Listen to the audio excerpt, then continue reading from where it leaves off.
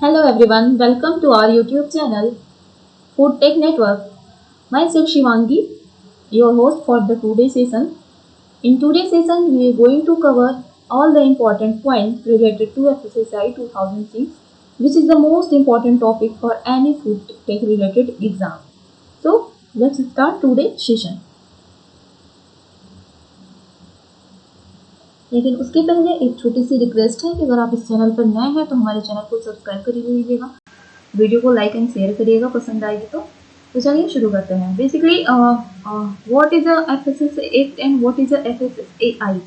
FSSA act is a food safety and standard act and FSSAI is a food safety and standard act of food safety and standard authority of India. Then पहले क्या आया, पहले आया था act, then वो किस में गया, वो उसको हम एक, जब हम उसको लीगलाइज करें तो वो एक अथॉरिटी के रूप में, एक ऐसी बॉडी के रूप में आया जो जितने भी हमारे होल इंडिया में जितने भी फूड से रिलेटेड जितनी भी एक्टिविटीज हैं उन सारे को रेगुलेट करता है.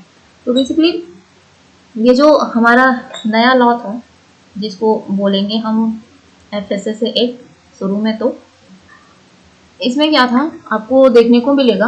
This is a new FSSA act revisionalise the way food safety and food handling manufacturing practices.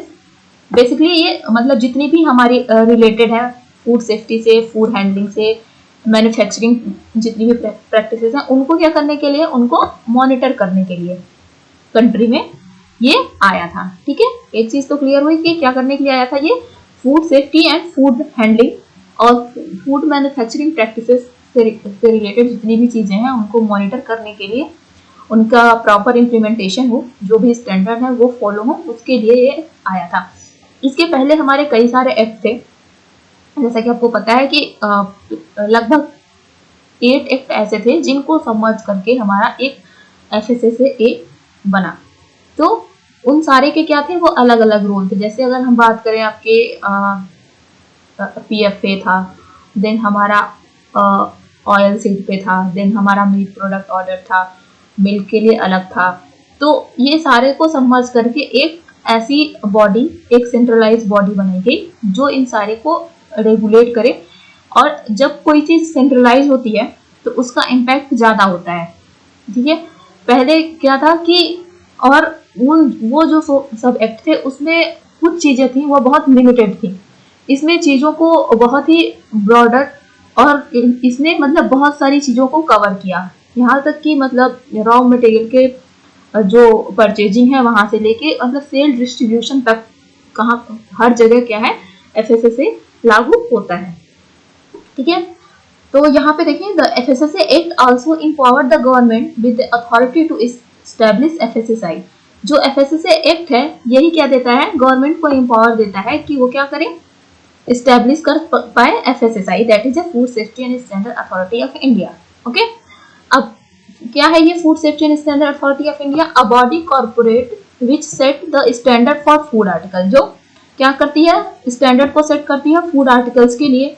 ठीक है, सेफ प्रैक्टिसेस हो फूड की. ठीक है, हैंडलिंग हो, प्रॉपर सेफ हैंडलिंग हो फूड प्रोडक्ट्स की, फूड आर्टिकल्स की, और उनका जो है डिस्ट्रीब्यूशन भी प्रॉपर हो. ठीक है, इन सारी चीजों को रेगुलेट करने के लिए क्या बना हमारा एफएसएसआई. ठीक है, FSSI the governing body has set the standard which are based on through scientific research. ठीक है, ऐसे ही नहीं कि कुछ भी स्टैंडर्ड सेट कर दिए, जो भी स्टैंडर्ड बने वो क्या है कि वो साइंटिफिक रिसर्च पे बेस्ड थे. ठीक है, टू हेल्प और टू रेगुलेट द मैन्युफैक्चरिंग, जितनी भी मैन्युफैक्चरिंग से रिलेटेड प्रॉब्लम, स्टोरेज से लेके distribution, sale as well as import and export is also included. Okay, so all type of food articles being made available to the general population. ठीक है, जो भी जितने भी फूड है, जितने भी फूड आर्टिकल हैं, आइदर वो इंपोर्टेड हो, एक्सपोर्ट किए जा रहे हों, उनकी मैन्युफैक्चरिंग स्टोरेज, मतलब ऐसा प्रॉपर एक ऐसा उनका मॉनिटरिंग होना जिससे जो भी हमारे जनरल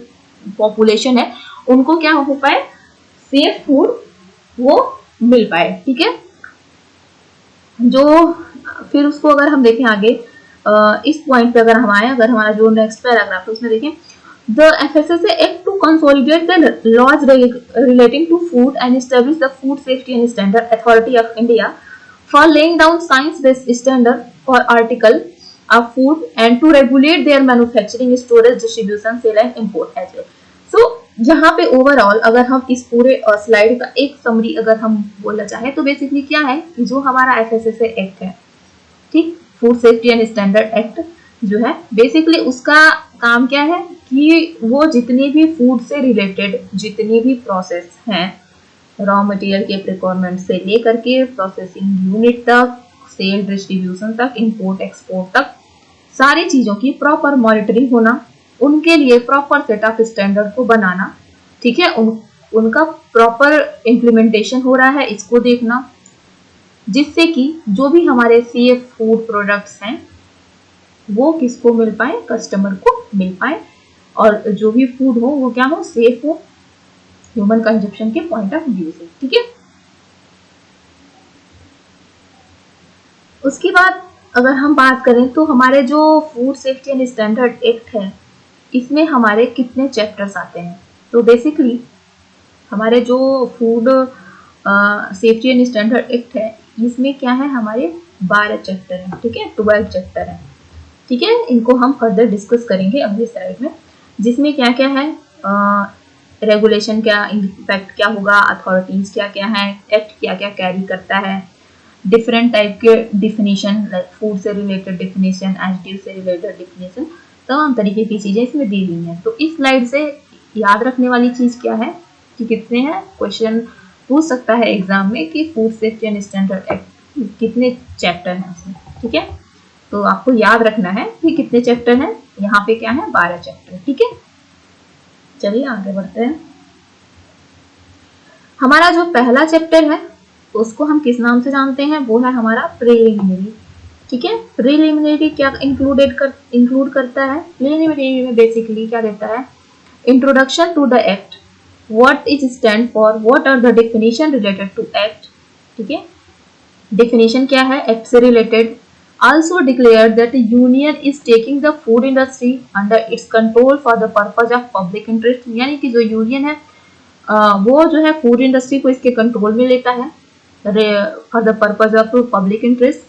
और इस चैप्टर में क्या है, इस chapter also declare that the applicability of FSSAI act will be through out the India, कि जो FSSAI एक्ट है ये कहाँ पे, थ्रू आउट इंडिया जो है ये इसकी एप्लीकेबिलिटी होगी, यानी कि ये पूरे होल इंडिया पे क्या है लगेगा, ठीक है।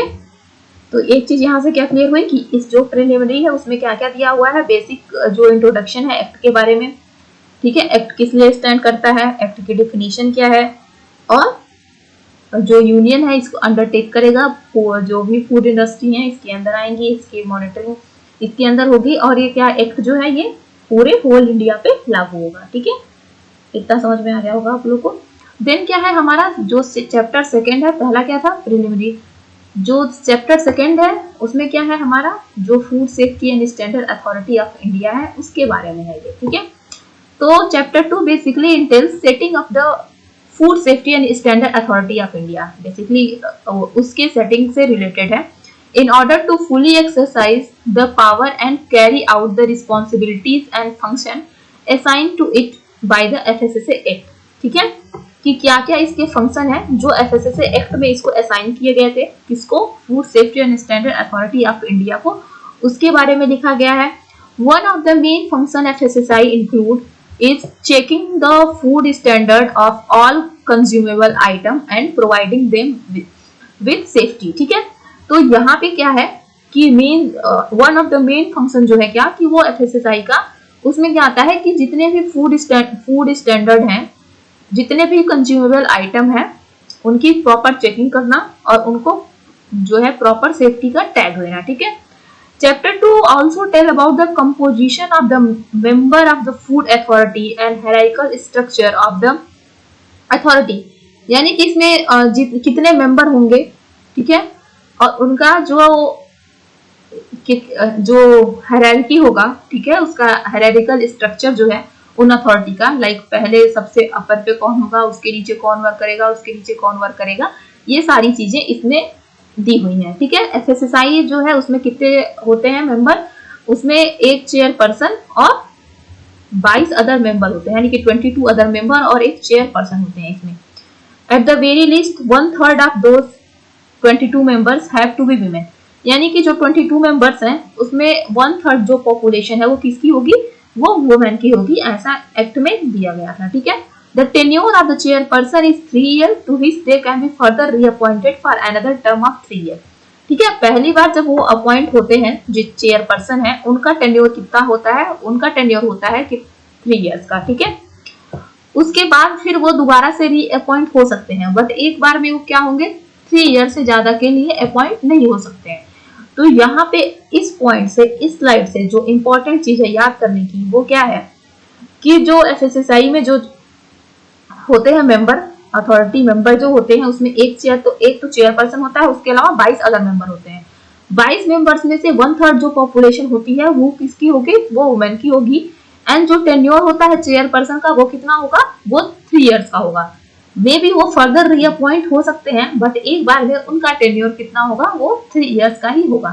ठीक है, in addition to this the headquarter of FSSI will be in the capital city of India, that is New Delhi, with 6 other regional offices based on the various zones that the jurisdiction of the act have been divided up to in। तो यहाँ पे क्या है, एक तो जो है main office जो हेडक्वार्टर है एफएसएसआई का वो कहाँ पे है, न्यू दिल्ली में। उसके अलावा इसके 6 अदर रीजनल ऑफिसेस हैं। ठीक है, तो यहाँ पे एक और चीज आ गई कि इसका एफएसएसआई का जो हेडक्वार्टर है वो कहाँ पे है, वो दिल्ली में है, मोस्ट ऑफ द लोगों को पता ही होगा। और इसके 6 अदर जो है रीजनल ऑफिसेस भी हैं।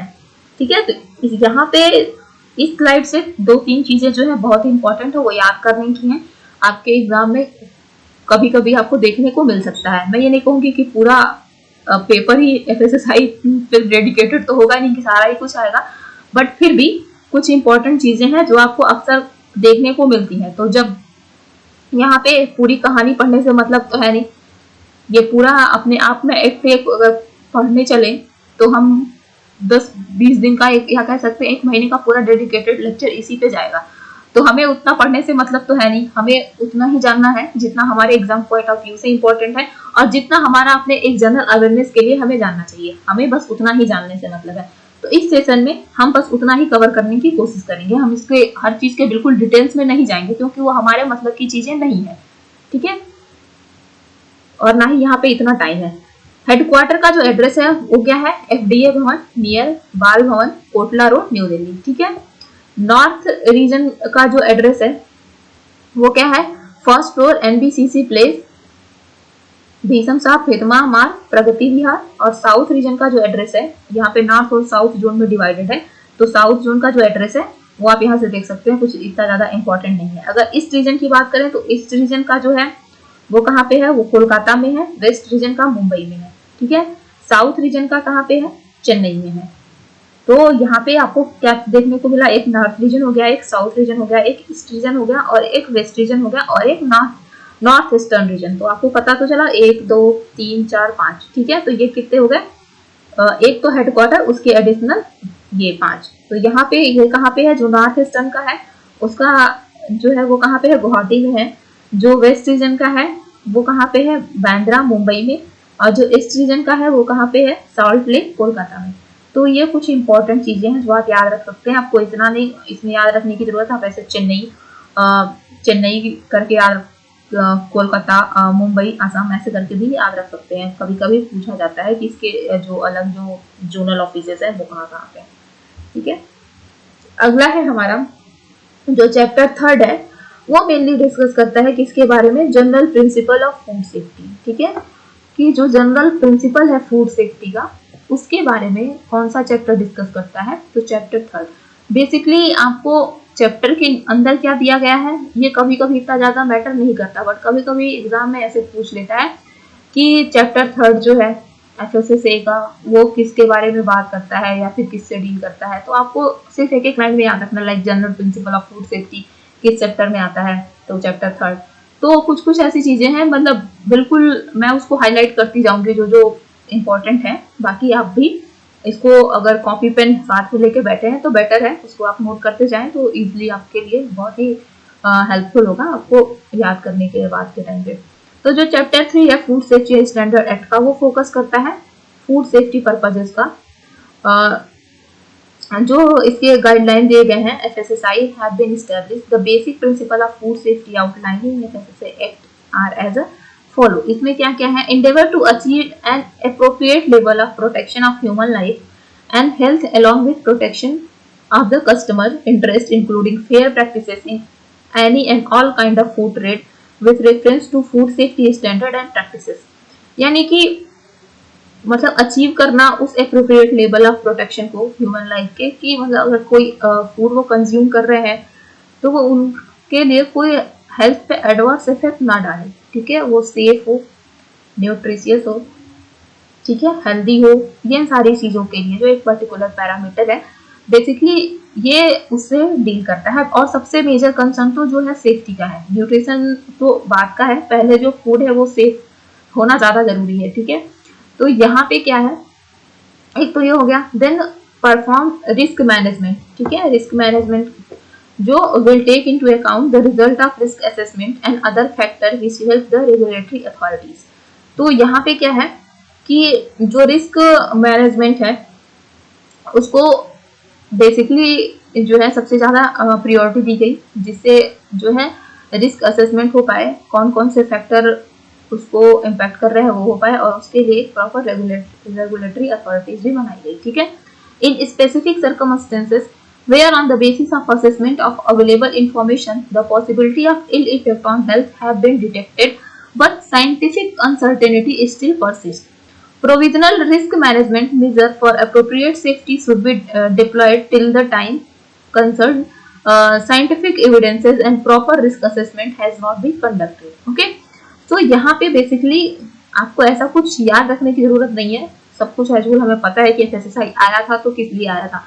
तो बेसिकली अगर ये फूड सेफ्टी से रिलेटेड अगर ये डेडिकेटेड चैप्टर है तो इसमें फूड सेफ्टी के ही बारे में बात की गई होगी, उसके बारे में कितनी भी कहानियां रहे, पर हमें कुछ ऐसा स्टैटिक पोर्शन नहीं मिला, ठीक है।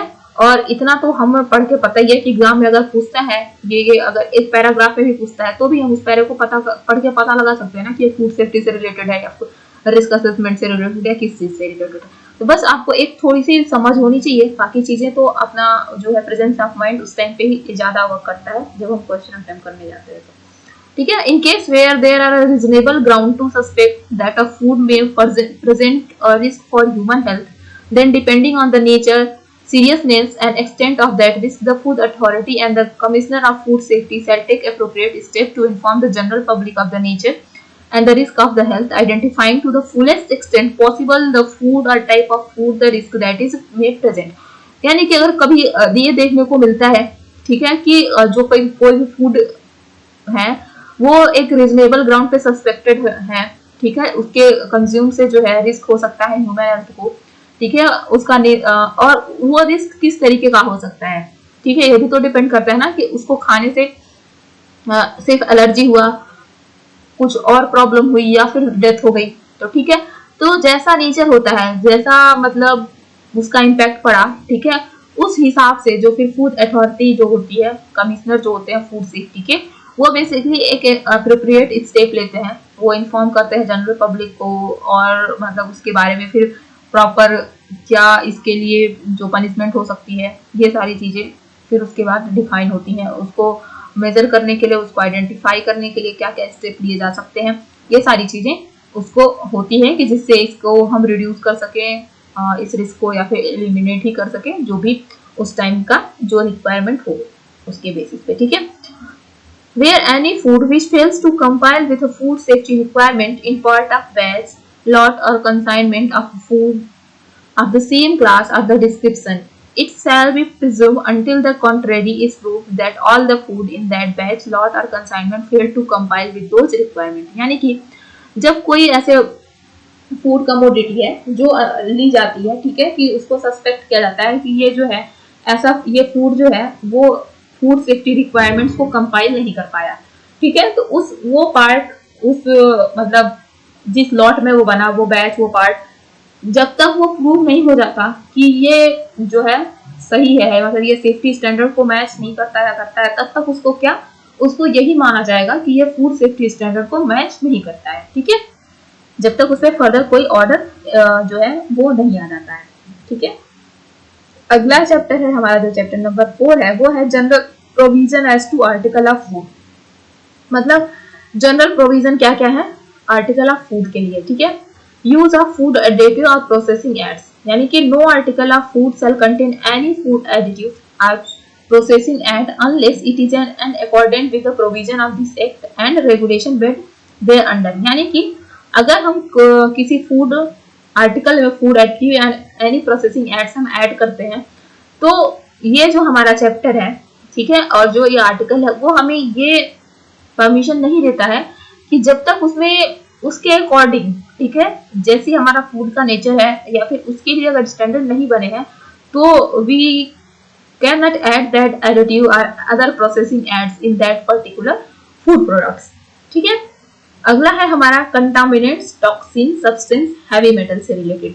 तो no article of food sale contain any contaminant, naturally occurring toxic substance और टॉक्सिन और हार्मोन और heavy metals in excess of such quantities as may be specified by regulation, ठीक है। कोई भी ऐसा फूड आर्टिकल, ठीक है, वो मतलब ऐसे कंटामिनेटेड हो, नेचुरली अकरिंग टॉक्सिक सब्सटेंसेस या टॉक्सिन से, किसी भी हार्मोन या हैवी मेटल से, इन एक्सेस ऑफ सच क्वांटिटी में बी स्पेसिफाइड बाय रेगुलेशन, ठीक है।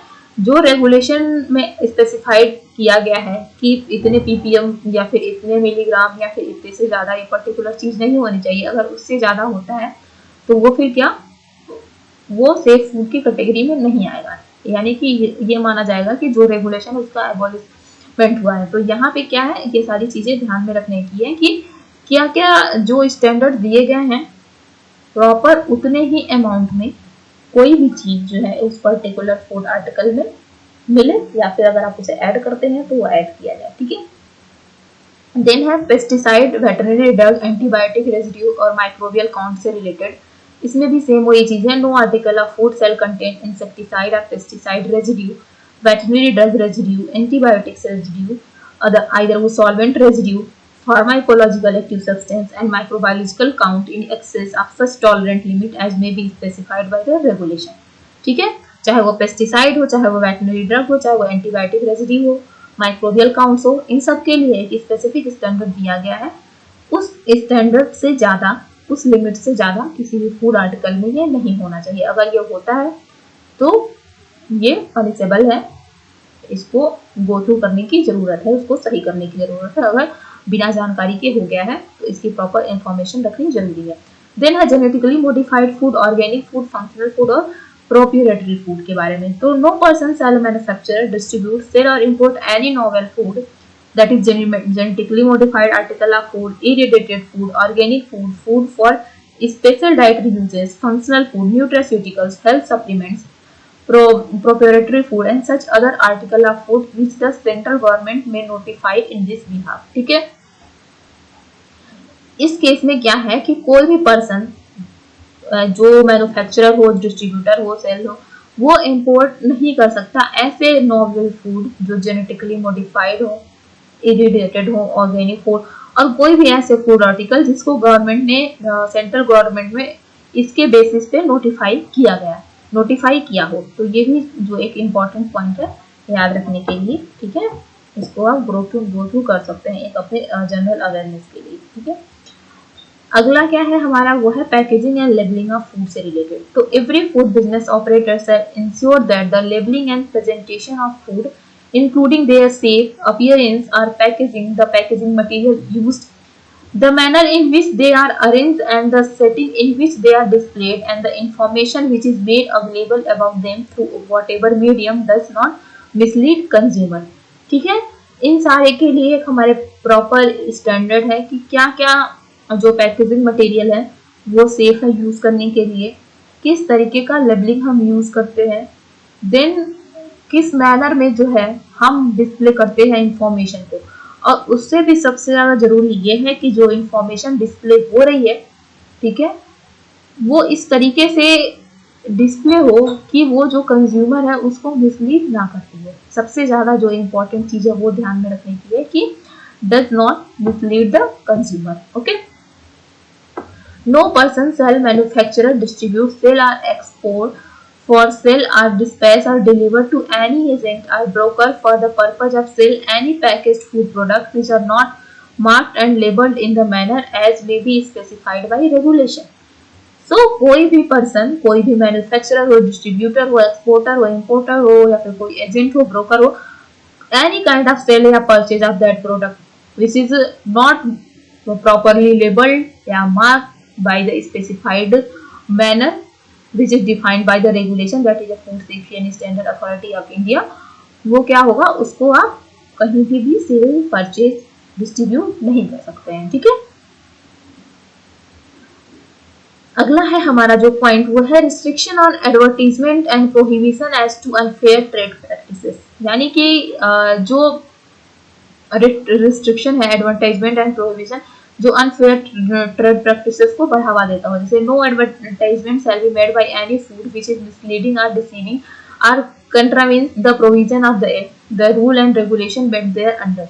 No person shall engage himself in any unfair trade practices for purpose of promoting the sale, supply, use and consumption of the article of food, or adopt any unfair or deceptive practices, including the practice of making any statement, whether orally or in writing or by visible the representation, which falsely represent that the food are be a particular standard, quality, quantity or grade composition, or make a false or misleading representation concerning the need for the usefulness। यानी कि जो भी information है वो जो आपका food product, जो आपका फूड आर्टिकल कैरी करता है, सिर्फ वही, और जिस फॉर्म में उसको लेबलिंग रेगुलेशन फॉलो करने के लिए दिया गया है उस फॉर्म में ही आप उसको जो है लेबल कर सकते हैं। अगर आप ये सारी चीजों को नहीं मानते हैं तो एक क्या है, ये अनफेयर ट्रेड प्रैक्टिसेस के अंदर आता है और इसके लिए एक पर्टिकुलर जो है पनिशमेंट वो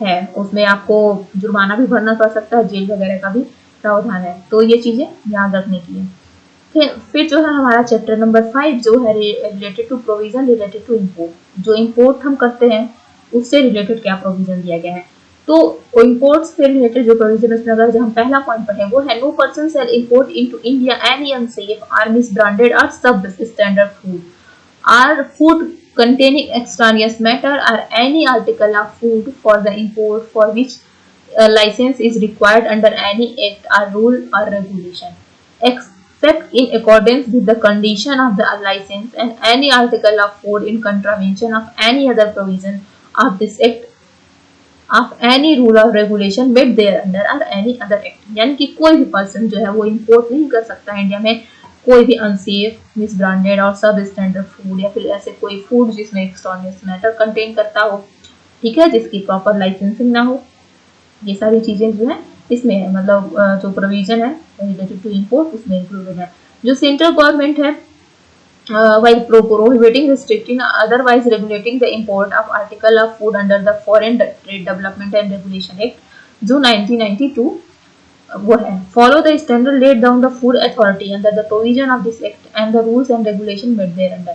तो यहाँ पे जो एक इम्पोर्टेंट चीज याद करने की है वो क्या है कि वो रेगुलेट करती है किसके थ्रू, जो है article of food under the foreign trade development and regulation act. Foreign trade and development and regulation act कब आया था, वो आया था 1992 में। तो यहाँ पे जो एक स्टैटिक पोर्शन है याद करने का वो आपका ये हो सकता है foreign trade development and regulation act के बारे में, ठीक है।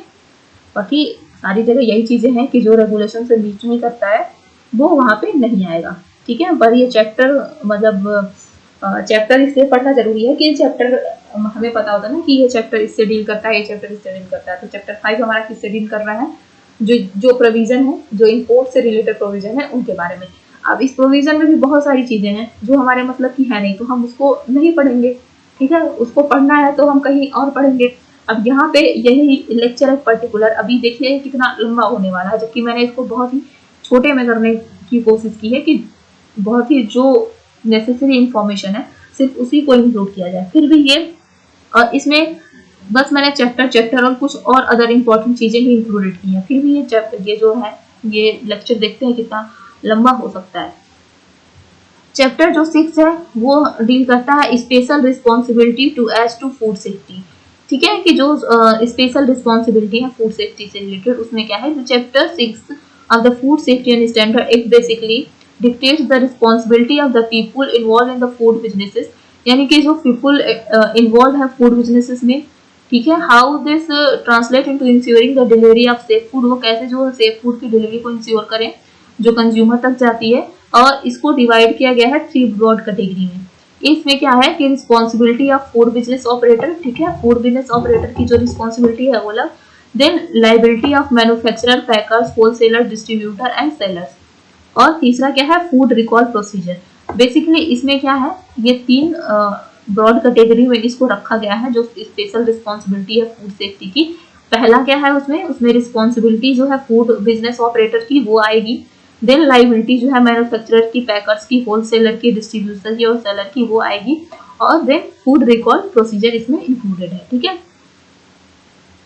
देन जो हमारा चैप्टर 7 है वो है कि इन्फोर्समेंट ऑफ एक्ट से रिलेटेड, ठीक है, एक्ट के इन्फोर्समेंट से रिलेटेड। जो chapter 7 entails in great detail the power and efficient enforcement and compliances with the safety rule of food item being made available to the general population। जो general population को food available हो उसके लिए proper safety है rules को बनाना। It also describe the authorities and offices responsible for enforcing the same via the provision of food safety and standard act. इसके जो डिफरेंट लाइक जो अथॉरिटीज हैं, जो ऑफिसर्स हैं, उनकी क्या रिस्पॉन्सिबिलिटी है इस एक्ट को इन्फोर्स करने के लिए, इस प्रोविजन को प्रॉपरली रेगुलेट करने के लिए, वो सारी चीजें इसमें डिस्कस की गई हैं। And then enforcement of the act via regulatory bodies and officer allocate toward food safety have been divided up into the central government as follows, ठीक है। इसमें क्या है, देन हमारा चैप्टर जो 8 है वो है हमारा रिलेटेड किससे, एनालिसिस ऑफ फूड से रिलेटेड। तो एनालिसिस ऑफ फूड से रिलेटेड दैट मीन्स कि जो एनालिसिस होती है फूड की उससे रिलेटेड जो स्टैंडर्ड है क्या क्या हमें फॉलो करने होते हैं, वो कौन सा चैप्टर डील करता है, वो चैप्टर 8 डील करता है। The analysis of food, chapter 8 in the food safety standard lays down the procedure and the entrances involved checking and analyzing the food products which have been shipped for consumption by the masses. The details procedure for the analysis of food has the following provisions, जिसमें included है हमारा recognition and accreditation of laboratories, research institution as well as the regular food laboratories, ठीक है, कि जो हमारे accredited laboratories हैं उनका रिकॉग्निशन करना, रिसर्च इंस्टीट्यूशन का, और रेगुलर फूड लेबोरेटरी जो RFL जिनको हम शॉर्ट फॉर्म में बोलते हैं उनका रिकॉग्निशन करना प्रॉपरली। देन रिकॉग्नाइज करना ऑर्गेनाइजेशन और agency of food safety audit जो होती हैं उनका रिकॉग्निशन। देन फूड एनालिस्ट जो है उनको फूड एनालिस्ट जो है उनका जो है रिकॉग्निशन। देन फंक्शन क्या क्या है फूड एनालिस्ट के उसको बताना। देन सैम्पलिंग और एनालिसिस प्रोसीजर क्या क्या हो सकता है, कैसे कैसे करना है, वो सारी चीजें इसमें इंक्लूडेड है, ठीक है, जो चैप्टर 8 है। देन जो है हमारा चैप्टर 9 जो हमारा किससे रिलेटेड है, ऑफेंसेस एंड पेनल्टी से, यानी कि जो हमने पिछली जितनी भी सारी चीजें पढ़ी है, सेफ्टी, वो सेफ्टी, इंपोर्ट से रिलेटेड प्रोविजन, ये सारी चीजें क्या है, उन चीजों के एबॉलिश होने पे क्या क्या जो ऑफेंसेस हैं उन पे क्या क्या पेनल्टीज है, वो कौन सा चैप्टर डील करता है, वो चैप्टर 9 डील करता है। इसमें जो चैप्टर 9 है the food safety standard act lay down the foundation for the provision for the non-compliances of the food business to deliver safe food to consumer and hence list down a comprehensive list of offences and penalties imposed therefore on the violator of the regulation. The offences and penalties under the act are classified under the following provisions, जिसमें एक है हमारा general provision relating to offences, ठीक है, एक है हमारा general provision जो है पेनल्टी से रिलेटेड, और एक जो है वो किससे रिलेटेड है, ऑफेंसेस से रिलेटेड। फिर क्या आता है, the penalty for selling food not to nature of substance और क्वालिटी डिमांडिंग, ठीक है। फिर सब स्टैंडर्ड फूड के लिए क्या क्या पेनल्टीज हैं, मिस ब्रांडेड फूड के लिए क्या क्या है, और मिसलीडिंग एडवर्टीजमेंट के लिए क्या क्या पेनल्टीज हैं, ये सारा कुछ अलग अलग सेक्शन में डिस्कस किया गया है, ठीक है। सबके लिए अलग अलग जो है प्रोविजंस हैं, सबके लिए अलग अलग पेनल्टीज हैं, ठीक है। Penalties for food containing extraneous matter, इसके लिए अलग है। फिर जो अगर हम फेल कर जाते हैं जो डायरेक्शन है फूड सेफ्टी ऑफिसर का उसको कंपाइल करने में, तो उसके लिए अलग पेनल्टी। फिर अनहाइजीनिक और अनसैनिटरी प्रोसेसिंग हो रही है, मैन्युफैक्चरिंग हो रही है फूड की, उसके लिए अलग है। फिर हमारा प्रोसेसिंग अडल्ट्रेंट जो है उससे रिलेटेड कंट्रावेनियस और स्पेसिफिक पेनल्टी उसके लिए अलग से प्रोवाइडेड है। फिर पनिशमेंट जो है अनसेफ फूड के लिए, अगर कहीं अनसेफ फूड का प्रोडक्शन हो रहा है उसके लिए अलग पनिशमेंट। फिर इंटरफेयरिंग विद साइज आइटम के लिए अलग से, फॉल्स इंफॉर्मेशन देने के लिए लेबलिंग पे उसके लिए अलग से पनिशमेंट। तो यहाँ पे आप देख सकते हैं नंबर ऑफ, मतलब यहाँ पे कुछ ऐसा आपको छूटा हुआ नहीं मिलेगा जिसको फुलफिल करने पे पनिशमेंट या फिर पेनल्टीज का प्रावधान नहीं है, ठीक है। कंपनसेशन अगर compensation in case of death and, अगर डेथ हो जाती है कंज्यूमर की उस केस में, या फिर केस इंजरी होती है उस केस में जो है कंपनसेशन का भी है। और पनिशमेंट जो कैरी आउट करता है business operator without a licence, उसके लिए अलग से पनिशमेंट, और जो सब्सिक्वेंटेड ऑफेंसेस हैं उनके लिए अलग टाइप के पनिशमेंट हैं। इन सब सारे पनिशमेंट का एक अलग से, अगर ये सारे हमारे मैटर के हैं, मैं इसके बाद ये जो हमारा सेशन हो जाएगा इसके बाद मैं एक जो है एमसीक्यूज टाइप लेके आऊंगी जिसमें टू दी पॉइंट चीजें होंगी। यहाँ पे आप इस चीज को समझिए कि इस चैप्टर में क्या क्या आ रहा है और किन किन चीजों को पनिशमेंट या पेनल्टीज की कैटेगरी में रखा गया है। तो यहाँ से वो चीजें क्लियर होगी। फिर जब हम क्वेश्चन करेंगे, एमसीक्यूज की सीरीज करेंगे, एक पूरा डेडिकेटेड सेक्शन इसके लिए ही लेके आएंगे, तो वहां से जो है बहुत सारी चीजें आपकी क्लियर हो जाएंगी।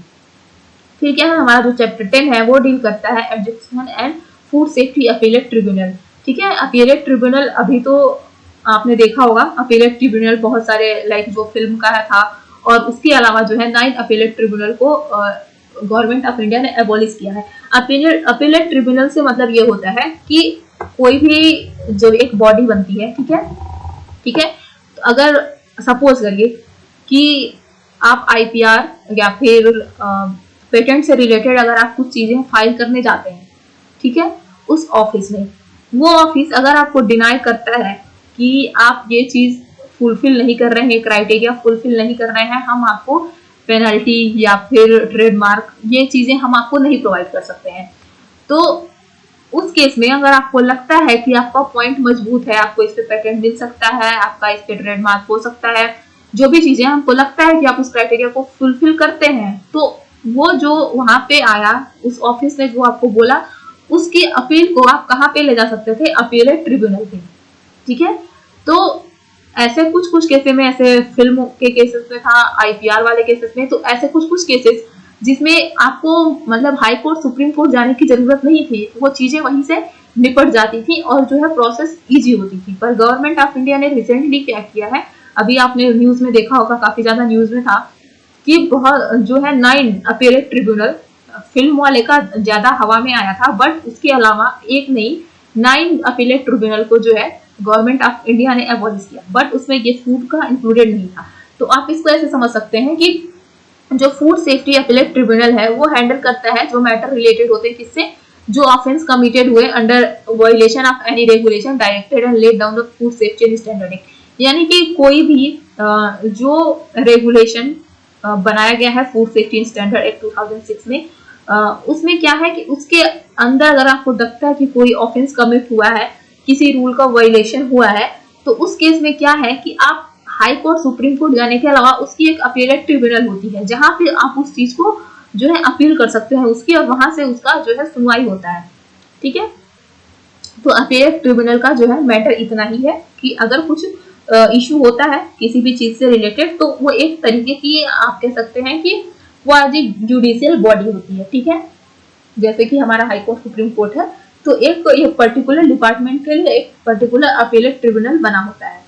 ठीक है, कुछ का तो इन्होंने खत्म करा है, पर इसका नहीं हुआ है अभी तक।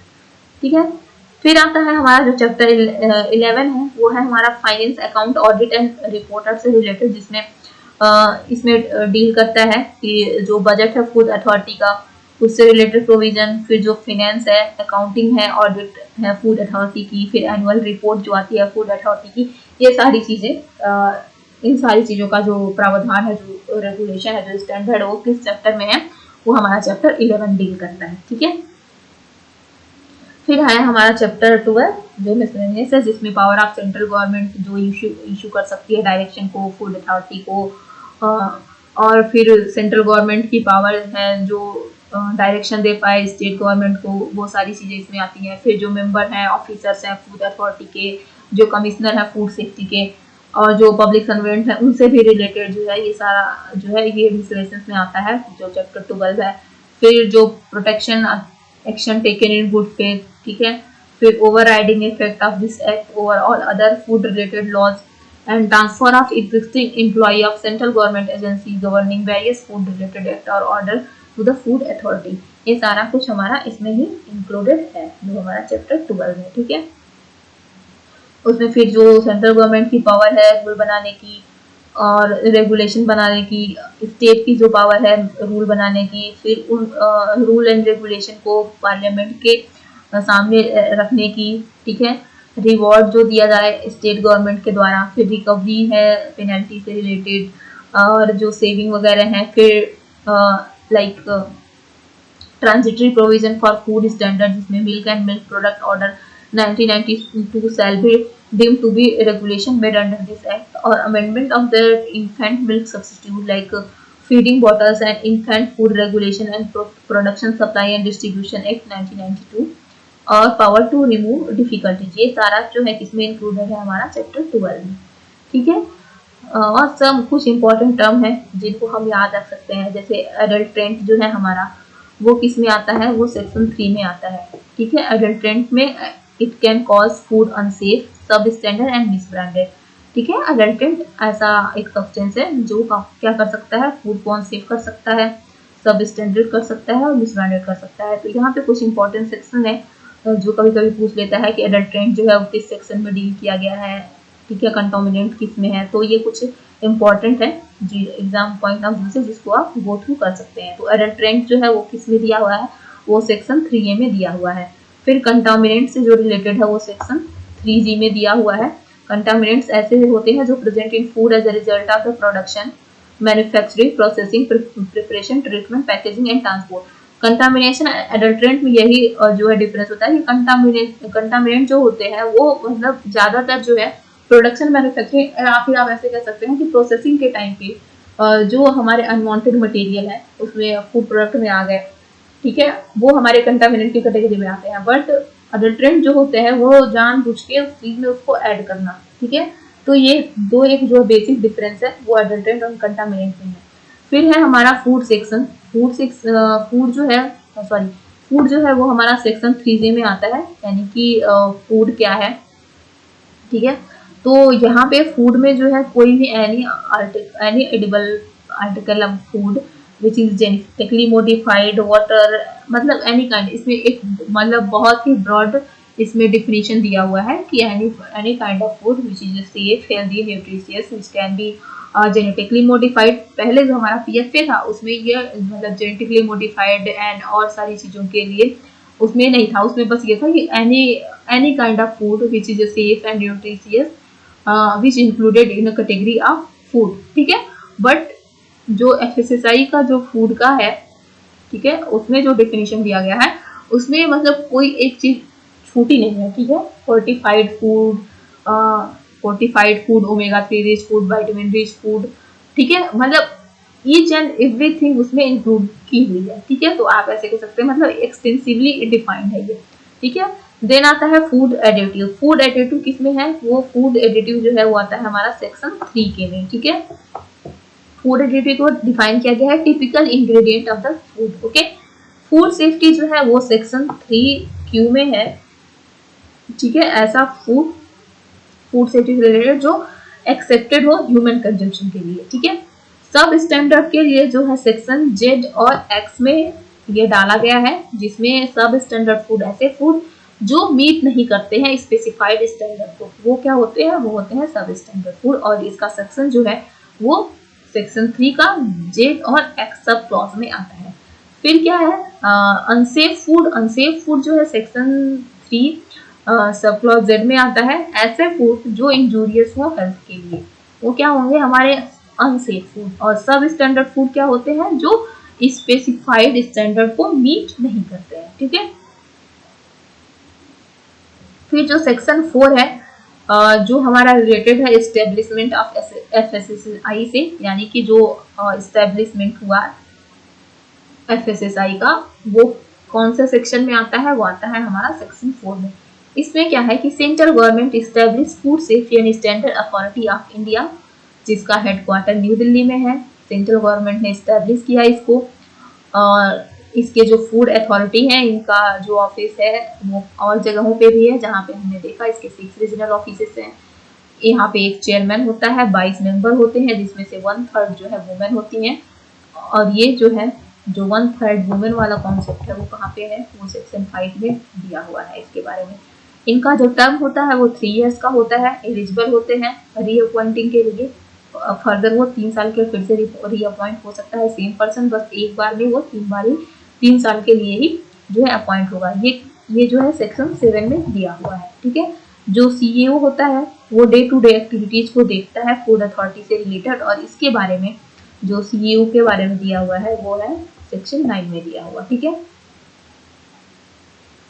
देन है अगर हम ऑर्गेनाइजेशनल स्ट्रक्चर की बात करें तो एक होती है हमारी जो सेंट्रल एडवाइजरी कमेटी होती है जो हमारा सेक्शन 11 में आती है।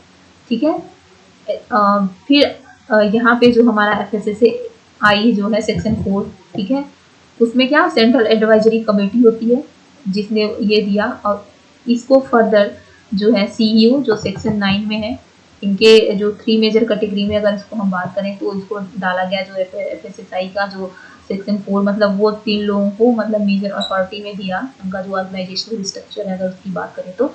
एक तो हो गया सीईओ, देन हो गया साइंटिफिक पैनल, साइंटिफिक पैनल किसमें आता है सेक्शन 13 में, और एक है साइंटिफिक कमेटी। ठीक है, तो जो सेक्शन 4 है, पहले तो central advisory committee I section 11, उस वहाँ से फिर हमारा जो है FSSAI जो आया, उनके क्या क्या जो है अथॉरिटी से रिलेटेड उनका वर्क क्या क्या है वो सारी चीज़ें, और वहाँ पे जो है मेजरली ये 3 जगहों पे गया। पहले तो जो सीईओ जो सेक्शन 9 में है, ये 3 मेजर अथॉरिटी कह सकते हैं, फिर साइंटिफिक पैनल्स और साइंटिफिक कमेटी।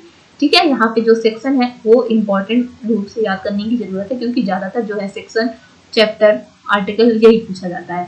फिर जो है वहाँ से अगर ये तो अपर अथॉरिटी हो गई, लोअर अथॉरिटी में आए तो पहले क्या है, फिर स्टेट फूड सेफ्टी अथॉरिटी आती है जो सेक्शन 29 में आती है। ठीक है, जो स्टेट फूड सेफ्टी अथॉरिटी आती है उसके अंदर हमारे क्या आते हैं, कमिश्नर ऑफ फूड सेफ्टी आते हैं। कमिश्नर ऑफ फूड सेफ्टी आते हैं तो उनका क्या है, वो सेक्शन 30 में आते हैं। Then commissioner of food safety को फर्दर 2 टर्म में हम डिवाइड करते हैं, यानी कि उनकी पावर को अगर हम कहें तो एक होता है हमारा डेजिग्नेटेड ऑफिसर, ठीक है, जो आता है हमारा सेक्शन 36 में, और उसकी जो लोअर अथॉरिटी होती है वो होती है हमारे फूड सेफ्टी ऑफिसर जो सेक्शन 37 में आते हैं। और यहाँ से जो कमिश्नर ऑफ फूड सेफ्टी है वही अपॉइंट करता है किसको, फूड एनालिस्ट को, जो सेक्शन 45 में आता है।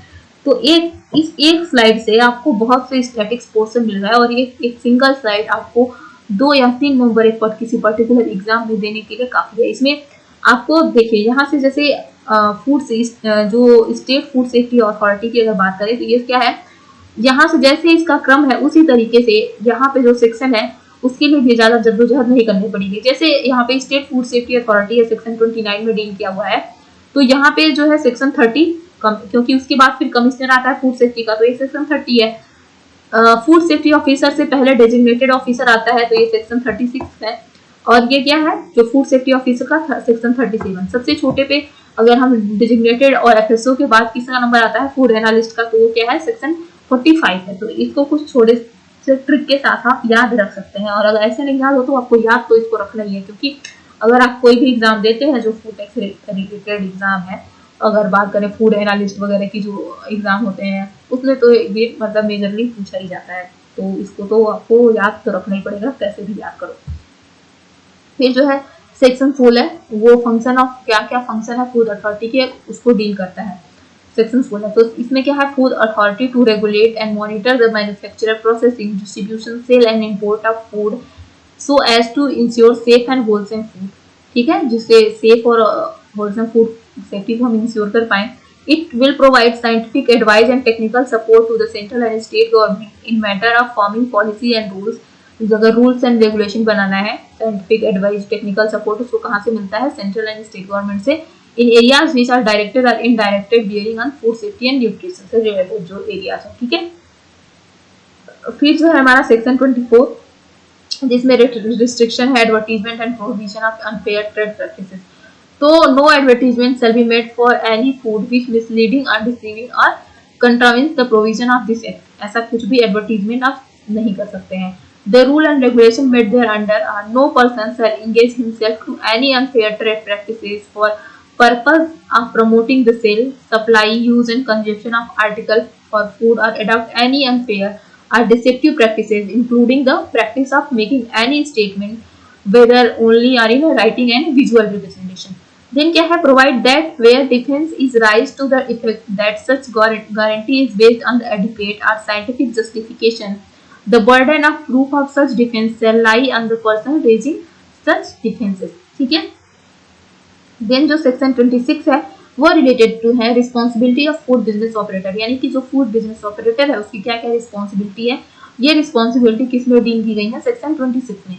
Every food business operator shall ensure that the article of food satisfy the requirement of act and rule and regulation with they are under at all stages of production, processing, import, distribution and sale। यानी कि किसी भी level पे, ठीक है, जहाँ पे उसके बिजनेस के कंट्रोल में जो जो चीजें आती हैं उन सारे को ये रिस्पॉन्सिबिलिटी है फूड बिजनेस ऑपरेटर की कि उसकी सेफ्टी को, उसके स्टैंडर्ड को वो इंश्योर करे। ठीक है। देन सेक्शन 28 जो हमारा फूड रिकॉल प्रोसीजर से रिलेटेड है, ये initiated process for recall if food is not compliances of the act. ठीक है, जैसे कि आपने मैगी के केस में देखा था। ठीक है, इमीडिएट इन्फॉर्म कॉम्पिटेंट अथॉरिटी को इमीडिएट इन्फॉर्म करना होता है। Food business operator will follow guideline related to food recall procedure and food safety and standard. Food recall procedure regulation कब आया था, वो आया था हमारा 2017 में। ठीक है, इसके पहले कोई रेगुलेशन नहीं था, मतलब पर्टिकुलर फूड रिकॉल प्रोसीजर से रिलेटेड अगर बात करें तो यहाँ पे एक और पॉइंट जो है वो याद रखने की जरूरत है। एक तो ये फूड रिकॉल प्रोसीजर सेक्शन 28 में आता है और इसके लिए अलग से जो है रेगुलेशन बनाया गया जिसको हम food safety and standard food recall procedure regulation 2017 के नाम से जानते हैं। ठीक है। देन सेक्शन 29 है जो authority responsible for the enforcement of act. जो अथॉरिटी जो रिस्पॉन्सिबल है इन्फोर्समेंट ऑफ एक्ट के लिए वो सेक्शन 29 के अंदर डील की गई है, जिसमें food authority and state food authority shall be responsible for the enforcement of act. जो स्टेट फूड अथॉरिटी है आपने देखा कि वो सेक्शन 29 में आती है। तो क्या है, वो एक रिस्पॉन्सिबल है अथॉरिटी जो मतलब उसको प्रॉपर इन्फोर्समेंट हो इस एक्ट का, प्रॉपर रेगुलेशन हो इस एक्ट का, उसके लिए कौन रिस्पॉन्सिबल है, उसके लिए जो हमारा स्टेट फूड सेफ्टी अथॉरिटी है वो रिस्पॉन्सिबल है। और जैसा कि हमने उस स्लाइड में देखा था जहाँ पे हमने स्ट्रक्चर देखा था वहाँ पे सेक्शन 29 के अंदर वो आता है। तो यहाँ से उस चीज को आप याद रख सकते हैं। अगला है हमारा सेक्शन 30 जिसमें कमिश्नर ऑफ फूड सेफ्टी के बारे में लिखा हुआ है। तो state government shall appoint the commissioner of food safety for the state for efficient implementation of food safety and standard. जो स्टेट गवर्नमेंट है उसको ये पावर होती है कि वो कमिश्नर ऑफ फूड सेफ्टी को अपॉइंट करे efficient implementation and food safety standard के लिए। ठीक है। जो सेक्शन 35 है वो नोटिफिकेशन देता है food poisoning. The food authority may be notification require registered medical practitioner carrying on their profession in any local area specified in the notification. So report all occurrence of food poisoning coming to their notice to such officer as may be specified। ठीक है। तो जो notification है food poisoning से related वो section 35 के अंदर deal किया गया है। और जो कमिश्नर ऑफ फूड सेफ्टी है वो किसके अंदर आता है, वो सेक्शन 30 के अंदर आता है। सेक्शन 36 जो है वो रिलेटेड है डेजिग्नेटेड ऑफिसर से। डेजिग्नेटेड ऑफिसर जो है कमिश्नर ऑफ फूड सेफ्टी जो है वो अपॉइंट करता है डेजिग्नेटेड ऑफिसर को हर एक डिस्ट्रिक्ट के लिए। ठीक है। जो डिस्ट्रिक्ट में सबसे बड़ा हेड जो होता है उसको डेजिग्नेटेड ऑफिसर बोलते हैं। एफएसओ और फूड एनालिस्ट से अपर अथॉरिटी ये होती है। इट विल इशू और कैंसिल लाइसेंस। इसके पास पावर होती है कि वो इशू कर सके और कैंसिल कर सके जो लाइसेंसेस फूड बिजनेस ऑपरेटर के। It prohibit the sale of any article of food which is in contravention of the provision of act। ठीक है। ऐसे किसी भी आर्टिकल फूड आर्टिकल की सेल को प्रोहिबिट कर सकता है जो मतलब प्रोविजन को मीट नहीं करते हो, जो food safety and standard authority ने जो प्रोविजन या रेगुलेशन बनाए पर्टिकुलर फूड के लिए। ठीक है। To make recommendation to the commissioner of food safety for sanction of the launch prosecution in case of contravenes punishment with imprisonment. ठीक है। तो इसके पास ये पावर होती है। फिर जो सेक्शन 37 है वो फूड सेफ्टी ऑफिसर से रिलेटेड है। तो कमिश्नर जो होता है वो वही अपॉइंट करता है फूड सेफ्टी ऑफिसर को स्टेट गवर्नमेंट में, वो अथोराइज करते हैं स्टेट गवर्नमेंट में। ठीक है। जो परफॉर्म कर सके मतलब different kind of food safety जो पर्पजेज है फूड सेफ्टी ऑफिसर्स के पर्पज से रिलेटेड। ठीक है। जो सेक्शन 38 है वो पावर देती है फूड सेफ्टी ऑफिसर को कि वो सैंपल ले सके किसी फूड का, जो साइज कर सके यानी आर्टिकल ऑफ फूड। ठीक है। किसी भी प्रीमाइसेस जहाँ पे फूड ऑपरेटर बिजनेसेस चल रहे हैं वहाँ को इंस्पेक्ट करने का इसके पास जो है पावर कहाँ से आता है, सेक्शन 38 ये पावर देता है। फिर so will follow the guideline issue by commissioner of the food safety for time to time. ठीक है। अगर इसमें कुछ रेगुलेशन होते हैं तो फूड सेफ्टी कमिश्नर इसको जो है उसके बारे में इंफॉर्मेशन देता है और उसके अकॉर्डिंग इसको चलना होता है। ठीक है। ऑर्गेनाइजेशनल स्ट्रक्चर की बात करें तो फूड एनालिस्ट जो है सेक्शन 45 में है। इसमें क्या है 10 हमारे फूड एनालिस्ट होते हैं। ठीक है। बट ये कहाँ से आता है, जैसे स्टेट फूड सेफ्टी अथॉरिटी है सेक्शन 29। उसके बाद क्या है कमिश्नर ऑफ फूड सेफ्टी है, डेजिग्नेटेड ऑफिसर है, फूड सेफ्टी है। तो कमिश्नर ऑफ फूड सेफ्टी जो है वो फूड एनालिस्ट के को भी वो करता है, डेजिग्नेटेड ऑफिसर को भी और फूड सेफ्टी ऑफिसर को भी करता है। फूड एनालिस्ट का क्या काम होता है कि जो फूड सेफ्टी ऑफिसर ने जो सैंपल उठाया वो कहाँ जाता है, वो फूड एनालिस्ट के पास जाता है फर्दर इसकी चेकिंग के लिए कि वो रेगुलेशन को मीट कर रहा है कि नहीं कर रहा है। उसके बाद फर्दर क्या क्या एक्शन लिया जाएगा वो डिसाइड होता है। ठीक है, फिर सेक्शन जो हमारा क्या है 39, वो रिलेटेड है liability of food safety officer in certain cases. ठीक है, किस केसेस में क्या क्या लाइबिलिटीज होती है फूड सेफ्टी ऑफिसर्स की। Any food safety officer exercising power under this act or the rule and regulation made thereunder who vexedly and without any reasonable ground size any article of food or adult drink commit any other act to injury of any person without having reason to believe that such act is necessary for the execution of his duty and shall be liable to the penalty which may be extended to 1 lakh rupees। ठीक है, any false complaint is made against a food safety officer, the complaint shall be punishable with the fine which shall not be less than 50,000 rupees but may extend to 1 lakh rupees। यानी कि 50,000 से कम नहीं होगी but 1 lakh तक वो जा सकती है। ठीक है, फिर जो सेक्शन 40 है हमारा वो रिलेट करता है परचेजर में है फूड एनालिस्ट। ठीक है, जो परचेजर है वो मतलब फूड एनालिस्ट को रख सकते हैं, जो सेक्शन 40 है उसके बारे में डील करता है। Purchaser also can get food analysed by food analyst or payment of the prescribed fee. ठीक है, मतलब प्रिस्क्राइब मतलब जो फी है जो प्रिस्क्राइब है पहले से उसको देके जो परचेजर है वो भी फूड एनालिस्ट से अपना जो है एनालिसिस फूड का करा सकता है। Provided that such purchaser inform food business operator at the time of purchase of his intention to have such article to analyse. ठीक है, उसको बताना होगा कि वो क्यों मतलब ये इसको एनालाइज कराना चाह रहा है। If food analyst found that food is not compliancive with the act और rule, the purchaser shall be entitled to get refund of the fee paid. ठीक है, अगर लगता है फूड एनालिस्ट को कि जो फूड है वो मतलब पर्टिकुलर जो स्टैंडर्ड है उसको मीट नहीं कर रहा है, तो उस केस में क्या होता है कि उसको जो फीस उसने पे की है उसको वो रिफंड हो जाती है। ठीक है, food analyst find the sample in contravention of provision of this act and rule, the food analyst shall forward the report of the DO for prosecution under section 42। अगर उसको कुछ उसमें दिखता है कि ये जो स्टैंडर्ड मीट नहीं कर रहा है उस केस में क्या करता है, उस रिपोर्ट को वो डेजिग्नेटेड ऑफिसर को देता है। ठीक है, और ये किसके अंदर आता है, ये है प्रोसिक्यूशन अंडर सेक्शन 42 के अंदर ये आता है। फिर जो हमारा सेक्शन 42 है जिसमें प्रोसीजर फॉर लॉन्चिंग प्रोसिक्यूशन, मतलब जो प्रोसिक्यूशन को लॉन्च करता है वो कौन सा सेक्शन 42 ऐसा प्रोसीजर इसमें दिया गया है।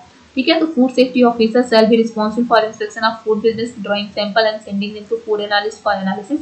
ये हमने पहले भी देखा कि फूड सेफ्टी ऑफिसर के पास ये पावर होती है।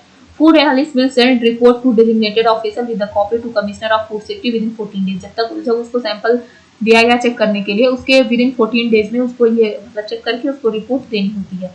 ठीक है, designated officer will decided the case after analysing the report with the consultation with commissioner of food safety. तो जो डेजिग्नेटेड ऑफिसर होता है वो डिसाइड करता है कि इस टाइप के मतलब अगर ये रूल या फिर ये स्टैंडर्ड एबॉलिश हुआ है तो उसके लिए क्या मतलब पेनल्टीज एंड क्या प्रोसिक्यूशन लगाया जा सकता है, और वो किससे कंसल्टेट करता है, कमिश्नर ऑफ फूड सेफ्टी से। ठीक है, फिर जो हमारा सेक्शन 51 जिसमें हमारा पेनल्टी एंड सब स्टैंडर्ड जो पेनल्टी ऑफ सब स्टैंडर्ड फूड के लिए, यानी कि जो ऐसा फूड जो स्टैंडर्ड को मीट नहीं करता उसके लिए क्या पेनल्टीज है। तो any person who whether by himself और by any other person on the behalf of manufacturer, उसमें क्या है कि उसको पेनल्टी कितनी हो सकती है, 5 लाख तक की पेनल्टी उसको देनी पड़ सकती है अगर वो प्रोड्यूस कर रहा है, बेच रहा है, खरीद रहा मतलब बेच रहा है, डिस्ट्रीब्यूट कर रहा है, बना रहा है ऐसे सब स्टैंडर्ड फूड को। तो उस केस में क्या हो सकता है कि उसको 5 लाख तक का जुर्माना लग सकता है। अगर हम मिसलीडिंग एडवर्टीजमेंट की बात करें, वो सेक्शन 53 के अंदर दिया गया है उसकी पेनल्टी से रिलेटेड चीजें। तो इसमें क्या है कि अगर मिसलीडिंग एडवर्टीजमेंट देते हैं तो इसमें जो जुर्माना है वो कितना लग सकता है, वो हमारा 10 लाख रुपए तक का जुर्माना लग सकता है। तो ये यहाँ पे ये इम्पोर्टेंट रूप से ये सेक्शन कौन से सेक्शन में आता है और कितना जुर्माना लग सकता है, ये चीज़ इम्पोर्टेंट रूप से याद करने की जरूरत है। ठीक है, अगला है हमारा जो है सेक्शन 56 जो अनहाइजीनिक और अनसैनिटरी प्रोसेसिंग से रिलेटेड पेनल्टीज पे बात करता है। इसमें जो है इस केस में अगर इसको हम इस स्टैंडर्ड को अबॉलिश करते हैं तो इसमें क्या है, इसमें आपको 1 लाख तक का जुर्माना लग सकता है। ठीक है,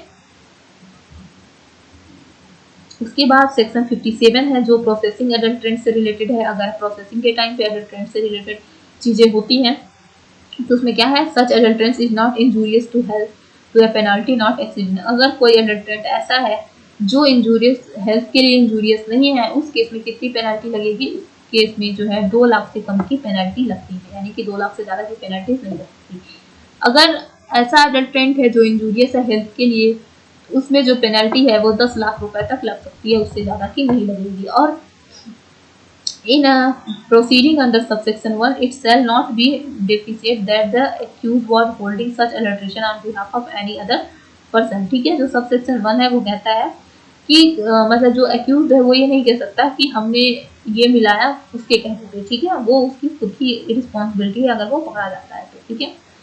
फिर जो है अनसेफ फूड से रिलेटेड जो पनिशमेंट है वो क्या है, अगर इंजरीज में रिजल्ट नहीं है तो उसमें क्या हो सकता है, इम्प्रिजनमेंट हो सकता है 6 मंथ का, और फाइन हो सकता है अप टू 1 लाख का। अगर नॉन ग्रीवियस इंजरी है, ठीक है, तो उस केस में क्या है, इम्प्रिजनमेंट हो सकता है 1 ईयर का और फाइन हो सकता है 3 लाख का। अगर ग्रीवियस इंजरी है तो उस केस में इम्प्रिजनमेंट जो है वो 6 ईयर का होगा और जुर्माना जो है यानी कि जो फाइन है वो 5 लाख तक की मैक्सिमम हो सकती है। अगर डेथ हो जाती है, ठीक है, अनसेफ फूड को कंज्यूम करने से, उस केस में क्या है, मतलब जिसने बनाया होगा उसके लिए क्या है 7 साल का उसको इम्प्रिजनमेंट हो सकता है और जो जुर्माना है वो लगभग हमारा 10 लाख तक जा सकता है, इससे कम नहीं होगा, ठीक है। जो सेक्शन 64 है वो सब्सिक्वेंट ऑफेंसेस के लिए पनिशमेंट के बारे में डील करता है। जो सेक्शन 64 है इसमें क्या है, if any person after having been previously convicted for an offence punishable under this act subsequently commit and convicted of the same offences, he shall be liable to twice the punishment which might have been imposed on a first conviction, subject to the punishment being maximum provided for the same offences and a further fine on daily basis which may extend up to 1 lakh rupees whether the offence is a continuing one। Okay? फिर जो हमारा section 65 है वो compensation और case injury से और death से, अगर किसी कंज्यूमर का डेथ होता है केस इंजरी, उससे रिलेटेड जो कंपनसेशन का प्रोसीजर है वो सेक्शन 65 में दिया गया है। उसमें क्या है कि कोई भी पर्सन वेदर बाय हिमसेल्फ और by any other person on his behalf manufacture or distribute or sell or import any article of food causing injury to the consumer on his death, it shall be lawful for the adjudication officer or as the case may be the court of directing to pay compensation to the victim or the legal representative of the victim also। उसमें क्या है कि not less than 5 lakh rupees in case of death, ठीक है, not exceeding 3 lakh rupees in case of previous injury and not exceeding 1 lakh rupees in all other case of injury, ठीक है।